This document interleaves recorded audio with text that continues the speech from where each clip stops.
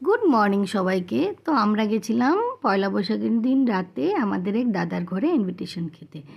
আর উনি হলেন কুমারঘাটের, আর উনি দাদা হলেন JW ওয়ারেন্ট অফিসার।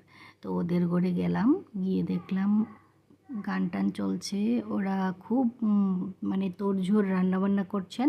দেখুন, খুব রান্না চলছে। আর আজকে হয়েছিল মাছ ভাজা, পনির ভুজি, চানার ডাল, লোকাল চিকেন, স্যালাড, সব। আর দেখো, ওনাদের ছেলে আদ্রিত শুয়ে শুয়ে মোবাইল দেখছে, ট্যাব দেখছে। তারপর ছাদ বাগানটা দেখে নাও। আর আমার ভিডিওগুলো যদি আপনাদের ভালো লেগে থাকে প্লিজ লাইক শেয়ার কমেন্ট করে দেবেন।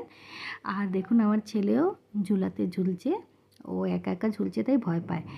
আমার সাথে বসেছে, এখন ভয় পাচ্ছে না। আর আমি সব বসে বসে ওকে গান শোনাচ্ছি। আর যখনই আমি ওকে গান শোনাই ওর খুব ভালো লাগে, যাই পারি আমি তাই শোনাই। আর দেখতেই পাচ্ছেন ঝুলছি আমরা, খুব আনন্দ করেছি আমরা পুরো দিন।